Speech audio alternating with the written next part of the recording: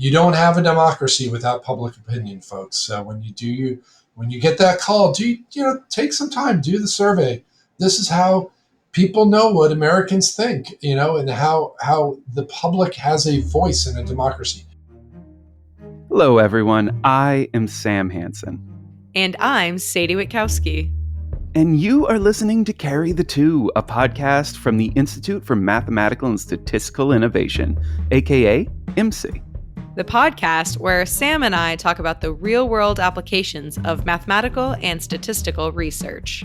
Welcome to the sixth and final episode of our season, all about the intersection between mathematics and democracy and politics.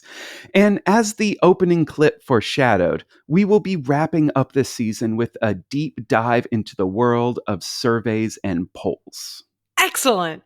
And very timely, as my newsfeed has been inundated with very little else as we creep ever closer to the election. Mine too, which is why I reached out to NORC at the University of Chicago, one of the leading opinion research institutes in the world, for a guest, and they provided... I am David Dutwin, Senior Vice President at NORC and Chief Scientist of Amerispeak, our major probability panel that we use for, in part for election polling and lots of other research. And what did you talk to David about? Well, first I wanted to make something clear, and that is just what surveys and polls are. A topic that turns out to be more challenging than I first thought, mostly because people, myself included, often use the two words interchangeably. There's 2 to 3 key distinctions. Number one, surveys, most importantly, survey a known population. Which is not something that's even possible in election polling. In election polling, the biggest challenge in the world is we're surveying a population that doesn't yet exist, right? It will only exist once all the voting is done, meaning we interview people, we say, are you going to vote? And they say yes, and it turns out that between 80 or 90% are telling the truth in both directions. People who say no, a lot of them end up, 10-ish% of them show up. Oh, that is a very big difference. We can't count the I voted stickers until after they vote. And David mentioned a second difference too. Secondarily, surveys have a big range of fit for purpose. Some are going to be used to answer important social questions. When you want to know crime statistics, health statistics, official statistics that the government produces, you want to be able to conduct surveys at the highest quality possible. You may even go door to door. You may provide incentives, whatnot. While the answers sought by other surveys might be less pressing. How much do you like Kim Kardashian today?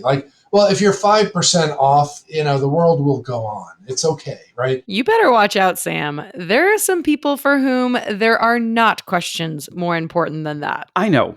And I want all the Kardashian fans listening to know that all I am saying is that having high quality and trustworthy public health information has more of a bearing on governmental policy than Kim's current Q rating. I don't think you're really helping yourself there, so let me help you instead.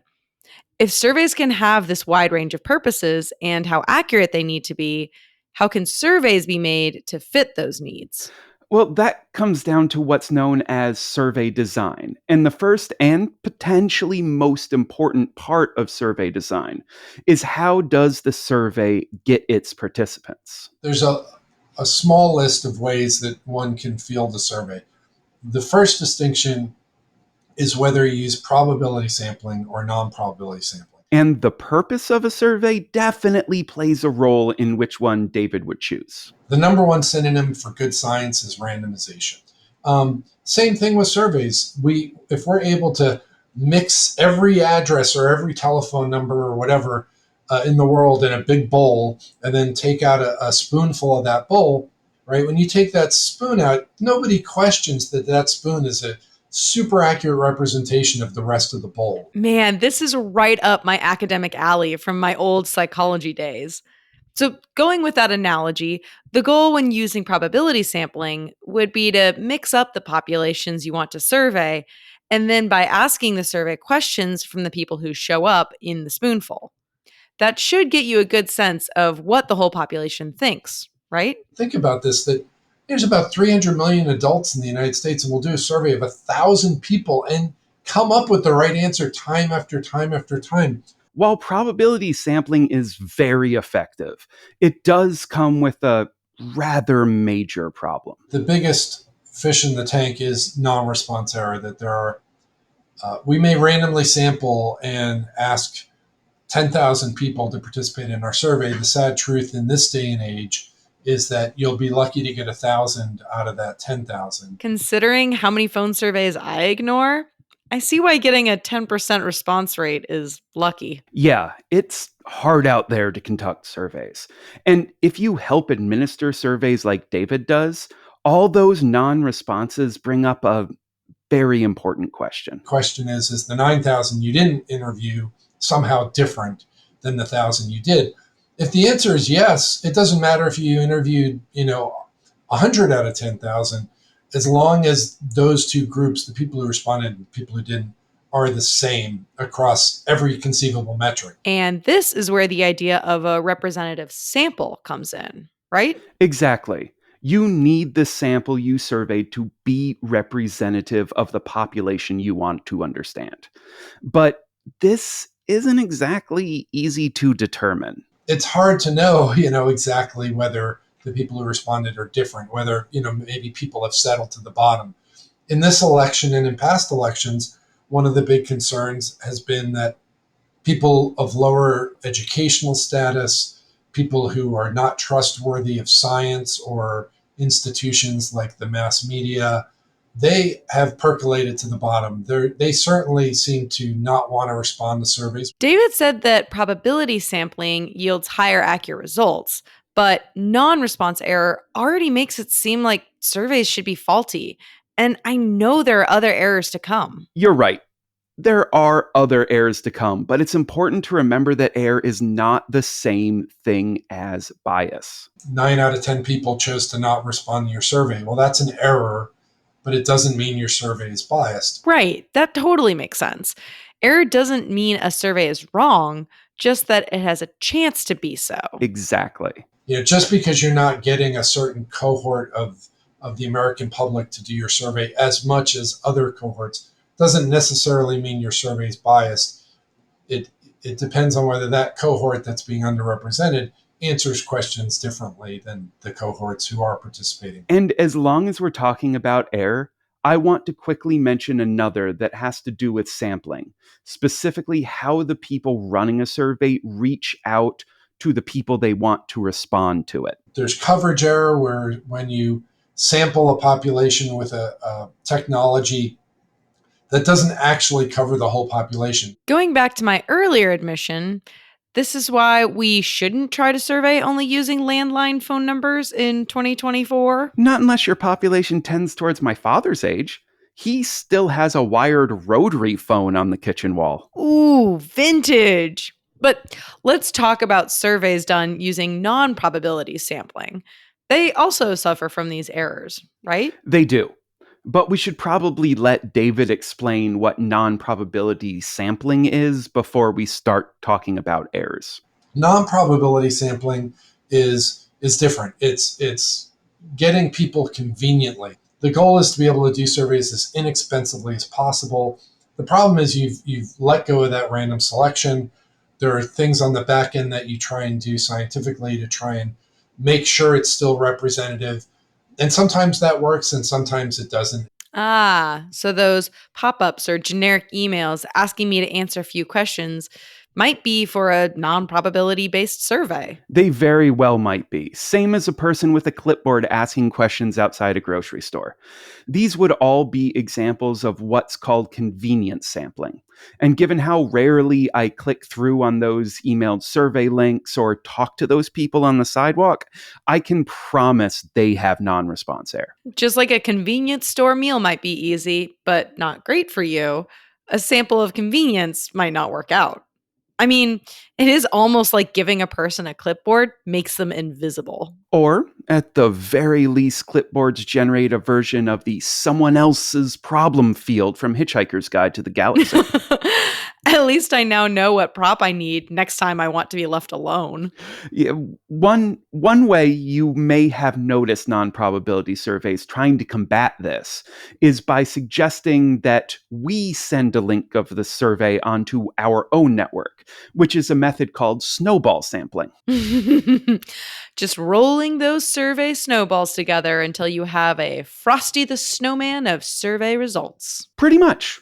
And while that might not be as jolly as the holiday character, I would definitely be more likely to fill out a survey sent by a friend.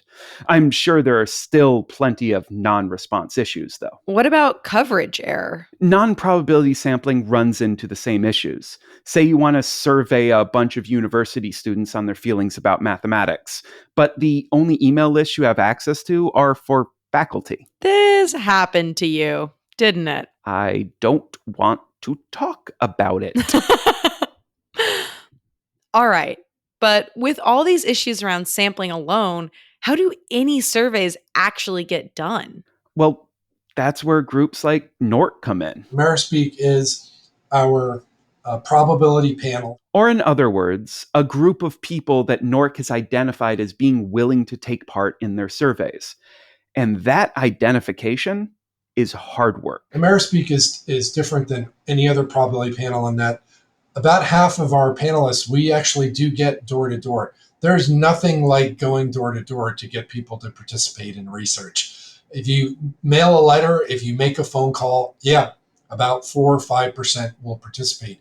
If you show up at somebody's door, about 35 to 45% of people will participate. Oh, wow. That is a lot of effort. And I'm guessing quite expensive and slow. For sure. But since they're recruiting for a panel and not a single poll, the cost can be spread over many surveys. And does the recruiting work pay off in surveys? According to David, it definitely does. Amerispeak is still able to get true response rates in the 10 to 15% range, recruitment rates in the 35% range. We're just the highest quality probability panel in the United States because we're the only one who does that effort. Oh, and if you are looking to do a survey, David has important information for you. Anyone can use the panel. They want to do some research, they want to do a poll or a survey. We can use our panelists to field that survey. Okay, so we've spent a lot of time already on just getting people to take a survey. I know you have to have notes up your sleeve on survey design. Well, there is a vast and deep literature out there about what types of questions to use, from open-ended to multiple choice to scales, and how to write those questions.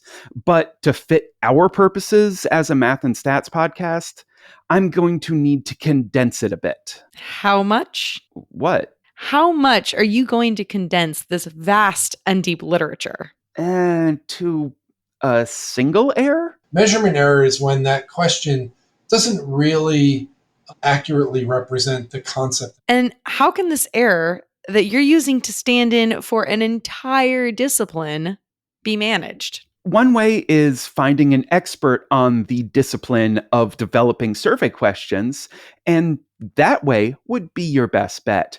Beyond that, making sure you are using the language and meanings of the population you're trying to measure and defining any technical terms and jargon is a great place to start. And don't forget prototyping. But basically, it's following good communication practices. Basically, yeah. Okay, so we have our sample and we have our questions. What happens after the sample answers those questions? Well, in a lot of cases, the people running the survey will look at how close to their target population the demographics of the people who responded are. And if the people who responded don't match the goal population, they will often weight the results so that they more closely line up. And you do that commonly through what's called raking, which is iterative proportional fitting. Okay, I know this raking isn't what overzealous lawn keepers do in the fall. I know. It needs an explanation. You correct for gender, you apply that weight, then you look at your distribution on, say, age, you fix age, you look at that combined age gender weight, you apply it, you fix for race ethnicity, And then you're at the bottom and you look back up at gender and you realize, well, gender is now off again. So you rake it back. And so you're raking and raking, you're iterating, right? And maybe after 10, 15 iterations, you have a situation where you've got convergence, meaning every parameter you're trying to match a benchmark from the census matches up within a tolerable range, and you're good. And these corrections are essentially taking demographics that are underrepresented in the responses and giving them more value, more oomph. There's a lot more going on technically, but that's my basic understanding too. But futzing with data like this is always a risky prospect. What impact does this have on the survey's error? Quite a bit. The more you wait, the more you're introducing variance into your estimates, and variance means larger margins of error. And at a certain point, you've blown up your variance so big to try and chase down bias that now you have other problems. So it's always a balancing act between variance and bias. What kind of variables do you enter into that weighting? Do you interact those variables? So, gender by education instead of having them as sort of main effects. There's a huge literature on weighting. Of course there is. But let's say weighting went perfectly. Then they analyze and report the findings? Or otherwise use the results. Yes, that is if they are a survey. As opposed to what? To election polls, of course. That's right. I forgot we were just talking about surveys to get to polls. Well, not just to get to polls, as surveys do play an important role in a democracy, a point that David made more than once. We are making better decisions because of those data, and surveys are a key part of those data that we use to make well-informed decisions. And anything that can help a democracy make more well-informed decisions gets a thumbs up from me. And from me. You hear that? Surveys Carry the Two is giving you 2 thumbs up. That said, I can't help but feel less positive about polls, if only because of the fatigue I get from the sheer number of them. I get that. There are way too many to stay on top of. Something which is a recent phenomenon, it turns out. There are a lot of polls out there. It's funny to look back to the 80s and 90s and think about, like, wow, back then literally there were like 3 or 4 entities doing 1 or 2 or 3 polls per cycle. I mean, you literally had like 24 polls throughout the whole election cycle. Right now, we have 24 polls happening in basically like 3 days at this point. 24 or so polls during an entire election? That's almost unbelievable today. Right? But if we are going to transition to polls, we should probably start at the same place we did for surveys. The fit for purpose? The fit for purpose. A very high quality survey, you might want to be in the field 1 or 2 months. Can't do that in an election, right? But yet the fit for purpose is unbelievably accurate. So you have this disjunction between the fact that the goal is to have an official statistic essentially, but you're spending money more, like the Kim Kardashian example a little bit, maybe not as much, but closer there than official. And I am sure that this is just exacerbated by the tight money situation in the media, since so many of these polls are sponsored by news organizations. Yeah, but thankfully, we're not an econ podcast, so I don't have to dive that deep into that. Instead, let's talk about what polls have to do differently than surveys from a math and stats perspective. So the ways they work around not knowing what population they should be sampling from. Exactly. A problem that pollsters mitigate with something called likely voter models. Likely voter models can be incredibly simplistic, like, do you plan to vote? Yes. Okay, you're in. That's your likely vote. Or they can be very complex, asking a range of questions. How enthusiastic are you? Did you vote last election cycle? Did you vote in the midterm election? How much attention do you pay to the media? And throwing these things all in. Back in the old days, it'd be usually some sort of regression equation. More currently, maybe people use tree-based models. to spit out a prediction. And what do they do with that prediction? It depends on the model. The prediction says they're 60% likely to vote. Do I put them in or not? Well, some models will have that cut point, or some models will use that prediction as a weight. So that person is 60% of a person, right? Essentially. That's kind of the I think the more elegant way to do it. And by using those weights, the pollsters get a way of estimating their final population. That seems reasonable. Though, like before, I'm sure it increases the error. The models won't be perfect. So, of course, they will introduce some more possibility of the poll being inaccurate. But as David says, it's a constant art and a science, election polling. We take every election, we pick it apart, we try to put it back together in a way that's better for the next cycle. Sure. But can we talk a bit more about polling errors? of course, do you have something specific in mind? In fact, I do.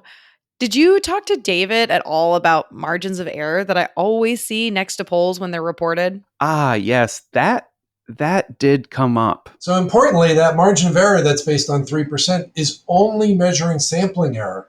It does not account for the possible errors that might have been introduced from non-response or coverage or measurement or other things. And to clarify, all of the errors we discussed earlier aren't even included in that error. Nope, those are all part of what's known as design effect.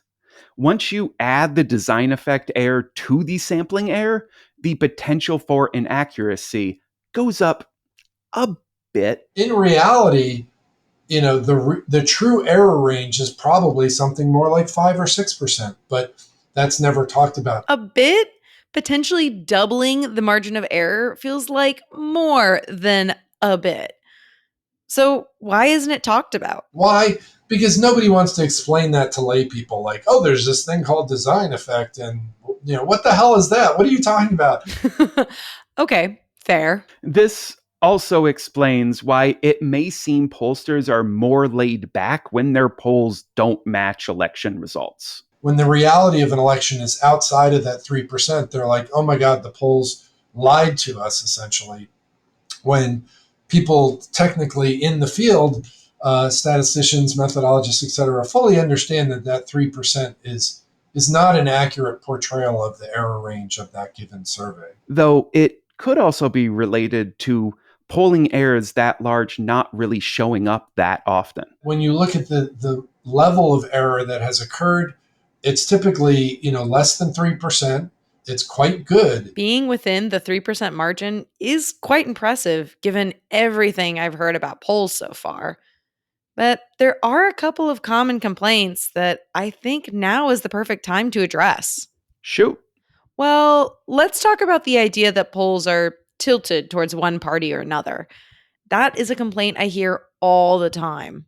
And it's a complaint that doesn't really hold up. If you look at the bias that has occurred in every presidential and midterm election since 1950, we're close to 50-50 in terms of being biased to Democrat versus being biased to Republican. And how about the idea that as the US population has become harder to sample and non-response rates have gone up, it makes polling become more biased? Those things have definitely introduced more potential for error. But pollsters, thankfully, are really good at their jobs.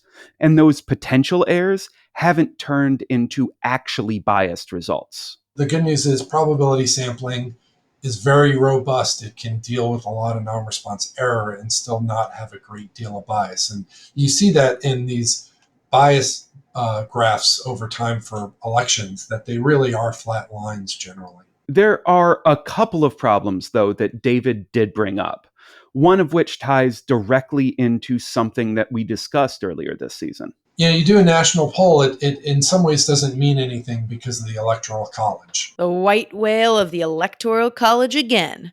What can't it ruin? That said, there are state level polls, right? Sure, but state polls are usually done with even less money and support than the national polls. We all know at the end of the day, there are 8-10 states that really are going to decide this election.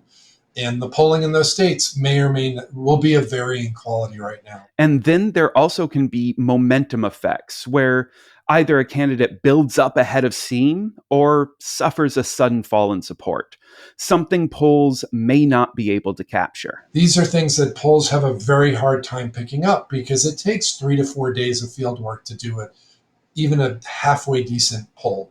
And in those 3 or 4 days, things might be moving and shaking underneath. And so it's hard for those polls to get a real accurate portrayal. In other words, watch out for a late October surprise. Definitely watch out for one, but more importantly, don't be surprised if a surprise doesn't register in the polls. That is an important distinction. Thank you. You're welcome.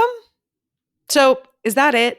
Have we covered everything there is to know about polls? Not even close, but before I share even more with you, let's take a quick break so that our audience can learn about a different cool podcast from the University of Chicago Podcast Network they can listen to. Sounds good. If you're enjoying the discussions we're having on this show, there's another University of Chicago Podcast Network show you should check out. It's called Big Brains.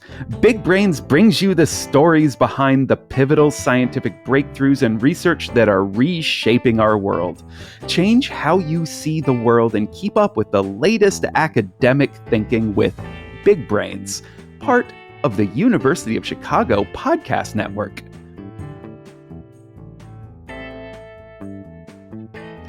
All right. What's next? Well, it just so happens that there is a type of poll that we haven't talked about yet. What type of poll is that? Exit polls. Of course. How could I forget? I almost did too, until David brought up a partnership that NORC has with the Associated Press called Votecast. Its calling card is the election exit poll. And exit polls are exactly what they sound like, right? A survey of people as they exit polling stations. I do believe that's how they used to be conducted. But things have changed over the years with an increase of vote by mail and early voting. How does Votecast handle those changes? As with gathering a probability sample, a lot of hard work. In that election day, and certainly the last 3 days before election, we are doing about 100,000 nationwide interviews to provide an exit poll. And these exit polls are then used for what? To help call the states? Votecast will certainly be a part of how the AP, as well as Fox News and some other news organizations, report the election results. But David wanted to make it clear that exit polls have a much larger purpose in democracies. And exit polls are important because in a democracy, we don't think about this much maybe in the United States, but in a lot of other countries, that exit poll is sort of that corresponding truth metric, right? To make sure that the election itself was not corrupt. If you saw incredibly different answers between the election outcome and the exit poll outcome, you would worry that your election was corrupt in some way. David is right. That's not really something I'd thought about. Me either. And while all the evidence makes it very clear that US elections are incredibly trustworthy, knowing that NORC and AP Votecast are out there doing this work does provide me a sense of comfort. For sure. So, there you have it. That is how polls and surveys are designed, the errors they can have, and some of the math and stats behind it all. Then how come I still feel like that something is missing? Because something is missing. And oh, come on. What is it that's missing? Only the most important part, at least as far as most people are concerned, actually hearing about the results. Wow. My brain got so far in the weeds. How did I miss that we hadn't even talked about how polls are reported on? That's because all of that other stuff was so interesting. But if we move to the reporting topic, I guess really what I want to know from you is, where do you go to get your polls news fix? Well, I often see it reported in your classic TV coverage, CNBC, ABC, CNN, all those alphabet soup news shows. Though if you ask me for a poll specific reporting, I tend to think of 538. Then I think you're going to like our next guest. My name is Nathaniel Rakich. I am the senior editor and senior elections analyst at FiveThirtyEight. Oh, wow. You went straight to the horse's mouth, I see. It felt like the right thing to do. So, what did you ask Nathaniel about first? My first question was about what they do when a new poll comes their way. When a new poll comes across the transom, we will enter it into our big old polling database. A task for which they need some crucial information. We need certain information in order to input it. So like the dates and the sample size and the population that was polled. That is for existing pollsters. New pollsters get deeper vetting. We will contact the pollster and kind of schedule an interview, and we'll ask them some questions about their poll, some questions about the methodology that they use, some kind of questions about the science of polling in general. We may ask to see their data, and we kind of evaluate from there. You can tell pretty quickly whether somebody is actually conducting a poll and whether they know what they're doing, or if they are just kind of blustering. Ooh, quality check. It is really helpful that they're doing the evaluation step for us. I know, because there is no way that I'm qualified to do that myself. Me neither. So once a poll is in the database, what happens? Once the poll is in the database, then it starts to get incorporated into the other work 538 produces. We have polling averages of the race between Harris and Trump. We have a polling average of President Biden's approval rating, and the poll will get entered into that. What about the election forecast? Instead of the single polls playing a role there, it's the polling average as a whole. The polling average then gets fed into the forecast along with a bunch of other data on, say, fundraising or incumbency status, and sometimes like race ratings from like the likes of Cook Political Report, which do kind of qualitative election predictions. And then in the end, the 538 forecast combines all of that into a prediction. Makes a prediction sort of about the election, but really it makes like 10,000 predictions because it's simulating the election 10,000 times. But the real value in the model isn't kind of looking at what the most likely scenario is, X electoral votes to Y electoral votes. It's looking at the probabilities and what percentage of the time Donald Trump wins versus what percentage of the time Kamala Harris wins. And that's what you see on our forecast page. And, if you ever see a 538 analyst talking about the odds of somebody winning the election, that's where they are drawing that data from. All of that said, Nathaniel wants to make one thing very clear. We're not trying to, quote unquote, call the election. If they aren't trying to call the election, how do they view their work? Really, it comes down to what most journalists are trying to do. They're trying to inform the public.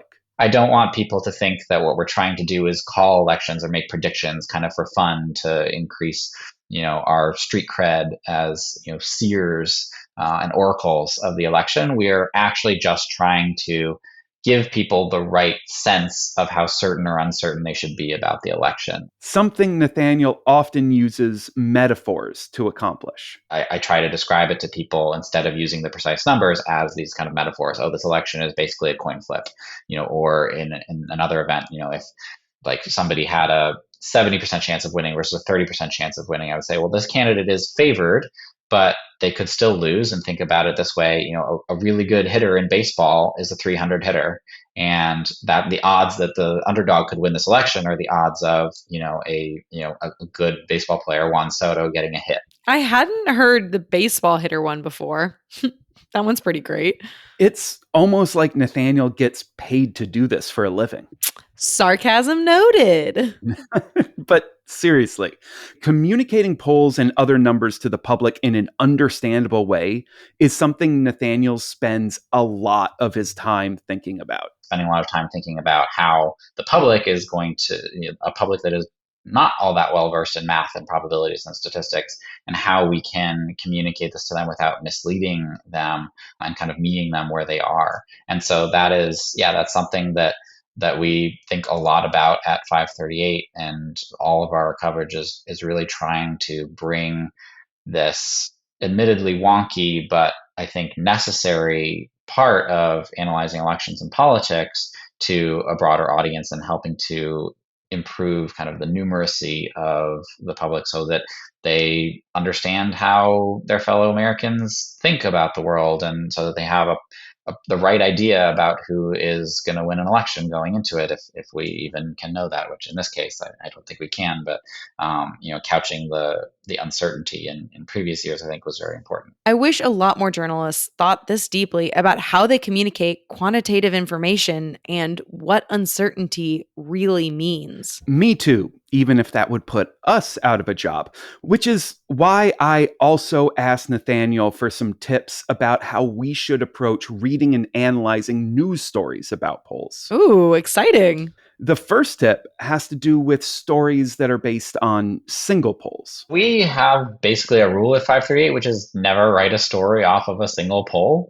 And that's because a single poll is subject to normal amounts of error, right? That said, there can be some cases where writing about a single poll makes sense. I guess sometimes there'll be a poll that gets a lot of discussion, in the media or something like that. And sometimes we'll need to write a debunking and we'll say, oh, this poll is an outlier, just throw it in the average. But we'll never kind of write a story that characterizes the race or characterizes how Americans feel about an issue based on one poll. For example, so when we write a story about education, we make sure that we are looking at the polls holistically, and maybe they agree and maybe they disagree. And when they disagree, we'll write about that. And we'll say, yeah, this one poll says this thing, this other poll says another thing, and maybe this is due to different samples, maybe it's due to different question wording. It can be all due to all sorts of things. Which is why a lot of the time with a FiveThirtyEight story, we don't end up reaching a conclusion because it's just kind of an exploration of the data. And sometimes at the end, you just have to throw your hands up and say, we don't really know who's going to win this election or how Americans really feel about this issue. But wasn't it kind of an interesting journey through the polls to find that out? That sounds like a research graduate student experience. But basically, it comes down to be careful when a news story is using a single poll to report on US opinions on a topic. That makes sense. But then what should I look for when I want a current snapshot of something like an election? both Nathaniel and David suggested that polling averages are better sources for election numbers. While we have already mentioned 538's polling average and election forecast, there are also other ones available from Real Clear Polling, the New York Times, and many other places. So look for averages instead of single polls. Got it. What else? Be careful when the poll numbers are really close. Trump leads Harris by 1 point, and you usually can't say that. You can't say that that's a lead because polls have a margin of error. In other words, Basically, anytime a poll is within 1 point, that's a virtual tie, and I think should be couched as such. Margins of error mean close polls are going to be the same as coin flips. Keep them coming. next up, pay attention to methodologies and question wording before comparing two polls. Let's say that there was a poll a year ago asking, do you support or oppose Obamacare, right? And it had only 40% support. And then there's a poll this year that says, do you support the Affordable Care Act, which guaranteed healthcare, made sure that all Americans had healthcare and, let people stay on their parents' health plans until they were 26 and cover people with pre-existing conditions, et cetera, et cetera, et cetera. And that has 60% support. Which would make it very tempting to say that ACA support went up by 20% over the course of the year. But that's not necessarily true because those two polls use different methodologies, use different question wording. And when you say Obamacare, people think about Barack Obama and they think about all their other complicated feelings about Barack Obama. Whereas if you use the Affordable Care Act, they might be more favorable toward it. And certainly if you describe certain provisions of the bill that are popular, that is going to increase support. And so even if they use the exact same question wording, if they were from two different pollsters, because some pollsters use phones and some use online surveys, and those are going to reach different kind of types of people. You can't make that comparison. I recommend only using polls from the same pollster kind of as an apples to apples comparison when you're kind of drawing trend lines like that. Only compare polls with the same methodology and questions, which in most cases means only comparing polls from the same pollster.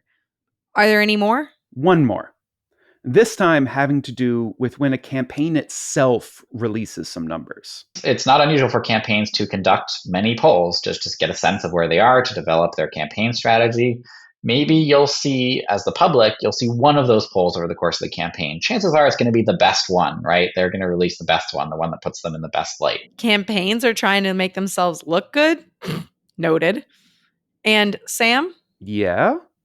Please make sure to thank Nathaniel for me, because these are really going to make it easier to parse polling news, even outside of presidential elections. Happy to. Hopefully it will help him get through the next few days before the election is done and the results posted. I definitely dream about politics and work when, during this time of the year when we are 2-3 weeks away from election day. It is pretty all-consuming. Dreams about politics and reporting on polls? Somebody deserves a long vacation very soon. 100%. And before our show goes off on its own mini vacation, would it be okay with you to give both of our guests a final word? Of course. People in survey research work every day to make sure that surveys are as accurate and as state-of-the-art as possible, and that's a never-ending endeavor. I'll be a little bit of a broken record, but I think the most important thing that I wish people understood about polls is that they're not perfect, but they are the best tool we have for predicting elections, and certainly for measuring public opinion and learning how the rest of the country feels. And talking to 3 voters in a diner is not a substitute for taking a scientifically rigorous survey of 500 people in a swing state. Don't forget to check out our show notes in the podcast description for more David and Nathaniel, including links to their work we discussed on this episode. And if you like the show, give us a review on Apple Podcasts or Spotify or wherever you listen. By rating and reviewing the show, you really help us spread the word about Carry the Two so that other listeners can discover us. And for more on the mathematical research being shared at IMSI, be sure to check us out online at our homepage, imsi.institute. We're also on Twitter at imsi_institute, as well as Instagram at imsi.institute. That's IMSI, spelled I-M-S-I. And do you have a burning math question? Maybe you have an idea for a story on how mathematics and statistics connect with the world around us. Send us an email with your idea. You can send your feedback, ideas, and more to sam@imsi.institute. That's sam@imsi.institute. We'd also like to thank Blue Dot Sessions for the music we use in Carry the Two. Lastly, Carry the Two is made possible by the Institute for Mathematical and Statistical Innovation, located on the gorgeous campus of the University of Chicago. We are supported by the National Science Foundation and the University of Chicago.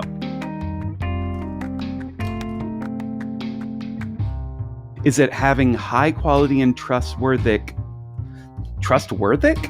The perfect That really sounded like I was reading from a script. Perfectly. I've been watching Shrek. Okay. I'm the one who's really close to Scotland right now. I know. All right, Ira Glass. Communicate. It's not qualitative. It is definitively not qualitative.